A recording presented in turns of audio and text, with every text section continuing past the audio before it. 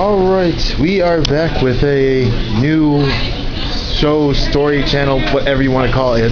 Sort of, kind of, but not really. Pretty much a card discussion. Also, I'm back in the world of the living. Yep. And this segment is called Card Specs, as you'll see when you see the point is, we're going to talk about one card, its ups, its downs, its skills, what you can do with it, what it doesn't do. Mainly because we didn't want to talk about Gold Paladins every week anymore. Yeah. Yep, because Gold Paladins makes us mad. And they're just getting grounded in Japan right now, so... Yeah, and they're grounded, so... Anyway, shall we start with our card? Alright. It is called Platinum Blond Fox Spirit Tamamo. Yeah, long-winded names are the best. 10,000 power, grade 3 Murakumo. Active... Yes, active skill.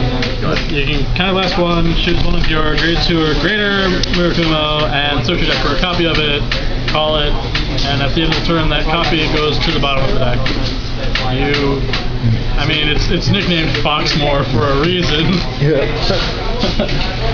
You basically get to... And don't forget, it's also got the limit break for plus 5,000. That's why it's Foxmore. It's Garmore, but once a turn. And not permanent. Yeah, and not permanent. Yeah. It's weird. I mean, this works off of the concept of virtual advantage. You save one card every passing turn, and you can also restrict what your opponent's attacking options are. Kind of makes Vermilion seem a bit funny. Makes Vermilion relatively pointless. Especially if you're using what I consider its new butt buddy, the I don't even remember, Gigantoad. Yeah. It also Murakumo also have a damage on flipper white mane, so you can pretty much call that, phone it, and then unflip. You're unflipping the damage this turn. You're going to take one of these guys. And yeah, you can just use the rest of those counterblasts to fuel your Midnight Panthers or what have you to actually hit numbers. This card also has a personal booster. I forgot. Yes. Flame Fox, I think. Not Firefox. Not Firefox. It's a generic Soul Blast 1. When it boosts this unit, whether it's a Vanguard Circle, plus 5,000. You said it's grade 1? Yeah, it's charged all the... Basically everything you could ever want in a grade 3 anyway. The only real downside is that it's in Murakumo. Yeah, its greatest flaw. It's in Murakumo. Yeah. I was like, let's see what other grade 2 options this deck has. Oh, I guess we'll play Magatsu. You want to play Shadow? If she hits the Vanguard, she can go back to your hand, so if the clone got powered up by a trigger or whatever, you might gain 5k forever. Nope. My plan was playing Magatsu up to grade 2. Or you can play Fushimi, but that's a card for another day. Yeah.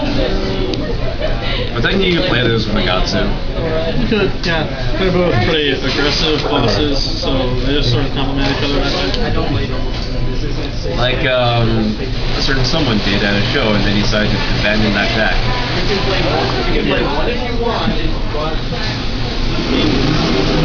Yeah, any other pros for using him or cons you want to talk about? It's powerful, it's efficient, and cheap. How much did we get these? These are $2. Yeah, these are $2 each. Yeah. So like if you just want a deck that can just sort of get in there, maybe you're just starting out and don't want to invest a lot, this will get you accustomed to the game pretty well. It's pretty cheap. I think their perfect guard's about $5. Yeah, 5%. It's probably one of the new cheapest decks in the game. Yeah, it used to be Neonectar, but now it's not the hipster It's not the hipster clan anymore because everyone uses it. It's hipster meth. Yeah. So yeah. Definitely worth looking at on that alone. Definitely a card worth trying to use. It gives Murakumo something to talk about. It could, definitely improve in the future. It could. The very distant future, though. Yeah. Because they're bringing the real ninjas back. They're bringing back our main boys, so probably not going to see too much Murakumo action for a while. So in the meantime, use this with something and you'll be fine. And I guess that's it. Any last words? How about you, Dan?